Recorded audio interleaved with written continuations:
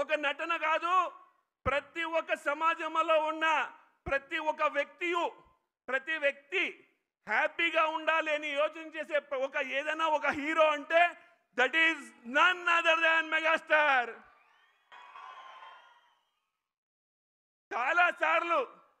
చాలాసార్లు డిస్కషన్ చేసినప్పుడు, చాలాసార్లు ఆయనతో మాట్లాడినప్పుడు, చాలాసార్లు సార్ మనతో మాట్లాడుతున్నప్పుడు, అభిమానులతో ఉద్దేశించి మాట్లాడేటప్పుడు ప్రతిసారి సార్ ఒకటి మనకు చెప్తుంటారు, మీరు జ్ఞాపకం పెట్టుకోండి.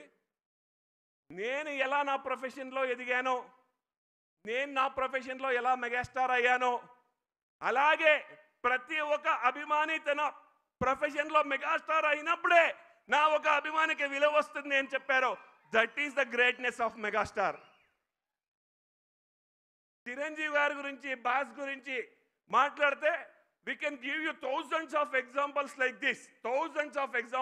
this. కాకపోతే సమయం అభావం వల్ల నేను నా ఒక వెల్కమ్ స్పీచ్ని క్లోజ్ చేస్తున్నాను.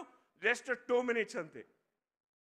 మీకు ప్రతి ఒక్క ఇవి చేసిన అభిమానులకి నేను విన్నపి చేసేది ఒకటే, discipline is the major point in the megastar and his family.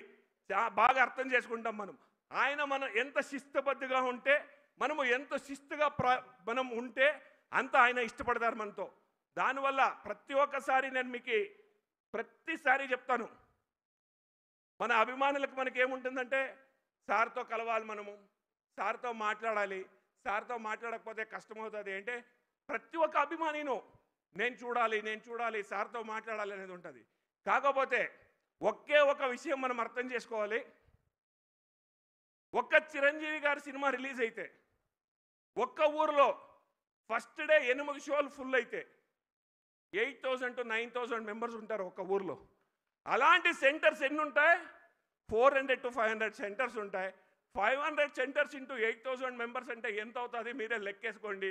అంత అభిమానులని బాస్ మాట్లాడగలరా అంటే ఆయన మాట్లాడలేరు. ఆ అభిమానులకి మరియు చిరంజీవి గారికి బ్రిడ్జ్గా మనం పనిచేసి సేవా కార్యముల్లో ముందరెళ్ళాలి.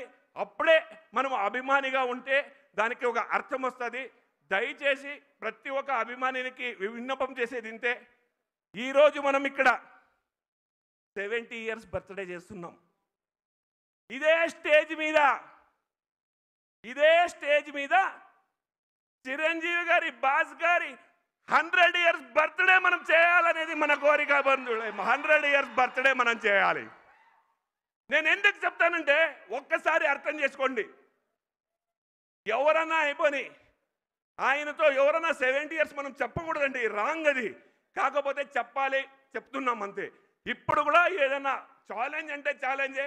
ఈరోజు కూడా ఆయన ఒక గెటప్ కానీ, ఆయన ఒక ఏమంటారు హ్యాండ్సమ్ కానీ, ఎవరు కూడా మనము ఏ హీరో యంగ్ హీరో కింద తక్కువ కాదు.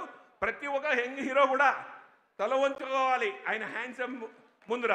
దట్స్ వై మన హ్యాండ్సమ్ హీరోకి మరొకసారి హ్యాపీ బర్త్డే చెప్తూ, ఇక్కడ చేసిన ప్రతి ఒక్క అభిమానికి, మన ప్రొడ్యూసర్స్కి, మన ఒక శిల్పకళా వేదిక ఒక యాజమాన్యానికి, మన ఒక తెలంగాణ టూరిజం మినిస్టర్ గారికి, పత్రికేయులకి, శ్రేయస్ మీడియా వారికి, ప్రతి ఒక్కరికి, ఇక్కడ వచ్చిన ప్రతి మూలలో ఉన్న మన అభిమానికి, మరియు ఒక్కటి ఫైనల్గా ఒకటి చెప్పాలంటాను సార్, 2025 బర్త్డే